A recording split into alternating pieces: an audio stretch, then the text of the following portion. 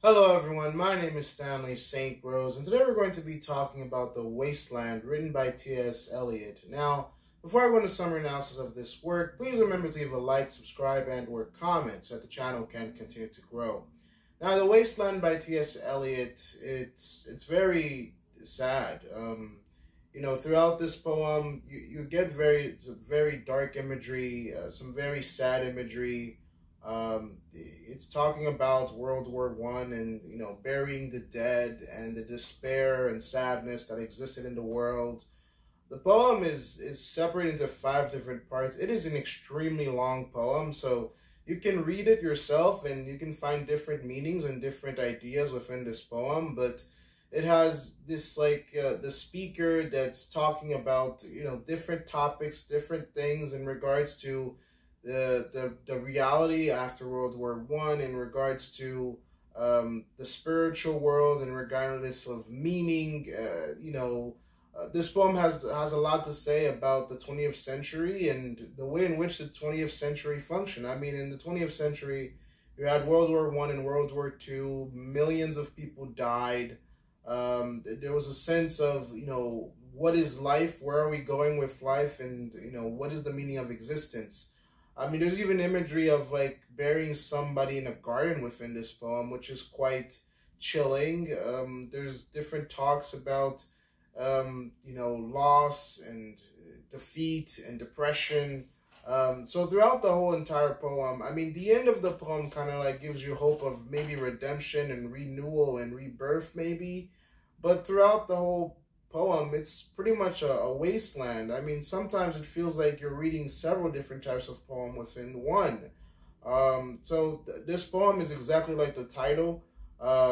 It's a wasteland. It's think about a wasteland. It's usually a place where there's discarded things here and there, things that don't connect to each other, things that do connect to each other. It's not organized. It's not well put together. And this poem is like that. I mean, it's a together poem, but throughout the entire poem, you're like, where is this going? What is this talking about? And it's depressing. It's sad. You can come to different meanings and to different understandings of this poem, but ultimately, this poem refers to religion, faith, where we belong, the grimness of after World War One, and ultimately, the meaning of all of it. Is this it? There's a deep sadness. The mood of this poem is just a deep sadness and deep depression. So if you want a specific meaning for all the sections, you can read it for yourself and find different understandings of it.